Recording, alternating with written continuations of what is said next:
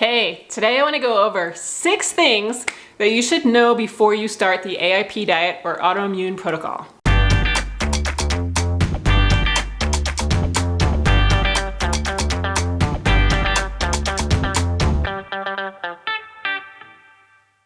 Starting the AIP diet can definitely be daunting, 100%. But there are some things that you should know, so that way when you do start, you're not all kind of stressed out about these things. These are quite common things that may happen. So I just want you to know, because a lot of times people start the diet in the first week or so and then like this happens and they're like, like what's going wrong? I'm doing everything wrong. And it's not the case.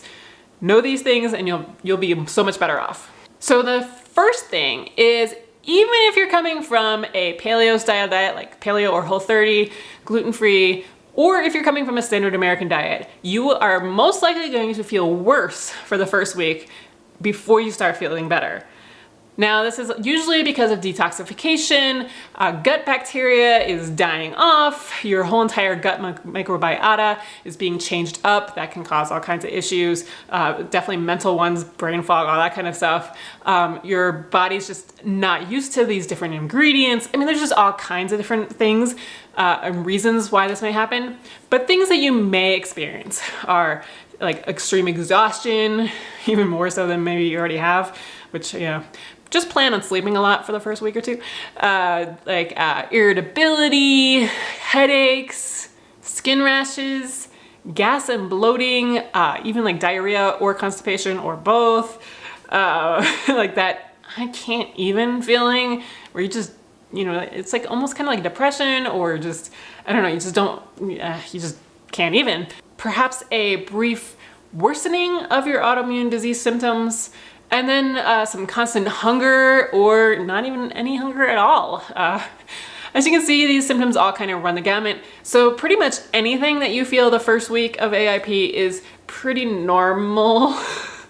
Not to say that, like, you know, I don't want to scare you off, but after you come out of that, you should feel so much better.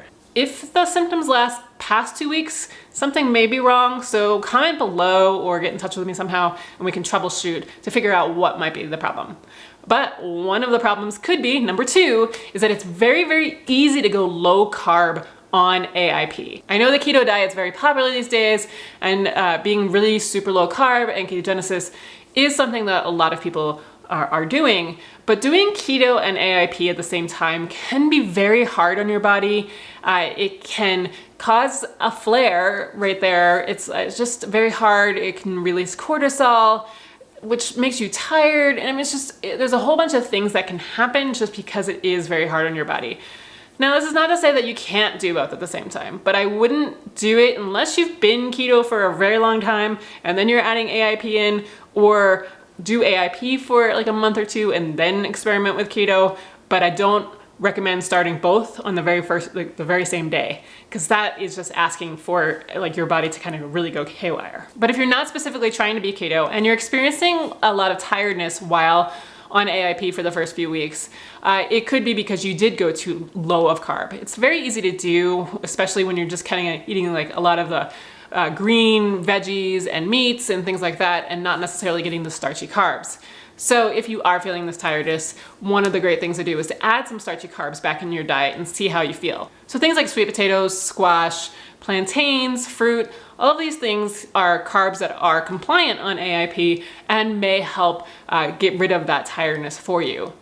It is important to say though that if you are having blood sugar spikes and then like crashes afterwards, to stay away from dried fruits and maybe some of the other fruits and sugars for quite some time, just to kind of level out your blood sugar and help your hormones kind of regulate so that this is not going to happen so much. Thing number 3 is that low stomach acid, I'm saying, is very, very common amongst people that have autoimmune disease, especially in the Western world. Standard American diet and Western diets really kind of promote low stomach acid, believe it or not. I mean, everybody is on antacids for high stomach acid, but they're actually probably suffering from low stomach acid, so it's compounding the problem and making it even worse.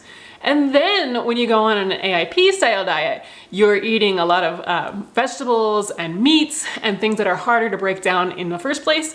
And when you are starting starting with really low stomach acid, it's really your body's having a really hard time breaking down all of those vegetables and meats and everything for nutrients. And so therefore you can't really get the vitamins and minerals and stuff out. You may experience constipation, like slow emptying time, and then also things like gas and bloating, nausea, acid reflux, burping, feeling exceptionally full after a meal, especially one that has a lot of like fat or protein in it. And then also sometimes you feel tired too, like tired or sluggish. These are all symptoms that can be attributed back to low stomach acid. And a lot of times by rectifying that, you'll feel so much better. Now, you probably won't notice that so much in the first like week or two of AIP, because again, a lot of things are going on. So if you have these symptoms in the first week, it may be that, it may not be. This is more like weeks 2 and on. If you are starting to feel this could be one of the reasons why. I will link to a great article below about this whole low stomach acid thing and like things that you can do for it by Healthy Gut by SCD Lifestyle, which has been a very helpful source for a lot of my clients and for me as well. Number 4 is that AIP can be very socially isolating, especially if everything that you do with your friends or family revolve around food. Now, there are ways to combat this. I do have a video up here that you can look at. There are 25 ways to hang out with friends that don't involve food. So like try to cultivate ideas like that. Find things that are going to be fun for you to do with your friends or family that don't involve food, or you can make dishes, bring them over to friends and family's houses or events or anything like that where you're going that will allow you to still hang out with them. I do have this video up here that I just did on hanging out at friends and family's houses and eating over there, things that will help make that go smoother, so you can watch that as well. But I do want to mention that, remember, this is temporary. You are doing this so that you feel better, so that way you can hang out with your friends or family even more than you probably are able to right now. You're probably canceling events or saying that you can't go, or like if you do go, you're not like bringing your 100% true self. You're probably lagging behind or not feeling your best. So by doing this, you are going to bring so much more of yourself to these events and have so much more fun. So remember that. Number 5 is the fear of having a non-AIP compliant ingredient is real. But don't let that stop you, and don't let it turn into a food disorder or anything like that either. Especially on the very first few weeks of AIP, you may have nightmares about eating a non-AIP food or something like that. If that lasts past the first few weeks, then you may want to think about maybe getting help for a food disorder or something. But like the first few weeks, it is kind of common to have these things because it really is on your mind that you're trying to adhere to a new style of eating. But remember, stress is just as bad for you as eating non-AIP compliant foods. So don't let it get to you. Try to be relaxed about it. If you happen to eat something that's not AIP, well, then you ate something that's not AIP. Life will go on. It's not the end of the world. Treat it as a learning experience. If you felt great afterwards, great. If you felt terrible and like doo-doo afterwards, well, maybe you know that that food's not really for you right now. But whatever you do, don't let it turn into a stressful situation. Don't have terrible fear all around it. This is not, again, there are no paleo police. This is all about trying to make you feel better. So don't let it turn into anything but just a template, a tool for you to try to feel better. And the 6th thing to know before you start AIP is to prep.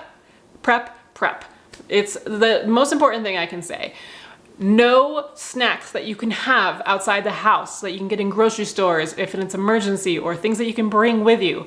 I have this video here will tell you 25 snacks that you can eat, and then this video here are emergency snacks that you can get at most grocery stores, gas stations, Targets, Walmarts, all that kind of stuff.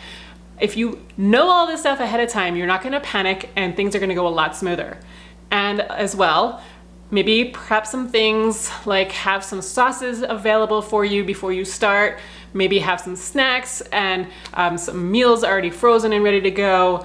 Just have some stuff ready so that in an emergency, if you run out of time or a stressful situation comes up or something like that, you're not going to panic. Because again, stress is not good for you, and it's as bad as having a non-AIP food in the situation. So we don't want stress. And all I can say is just make sure you always have some sort of compliant snack with you wherever you go, like in your car, your purse, your gym bag, your office desk, wherever. Just have something so that way if something happens, you aren't going to starve, because when we starve, that's when we make terrible, terrible decisions and run off to the side of the road and get Chick-fil-A with a big Coke. Ask me how I know that happens. All right, so those are 6 things that I think are important to know before you start AIP. Of course, there are some others, but I think those are the biggest things. And they'll set you up for the most success while on the autoimmune protocol. And if you have any questions or anything like that, always feel free to comment below. And otherwise, if you haven't already, I have a Paleo and AIP freebie library, which features all kinds of stuff, a lot of AIP resources, guides, cheat sheets, freezer meal plan, all kinds of stuff. You can get the password for that below. I'll put the link below, along with all the other links that I mentioned in this video. And I will see you next week.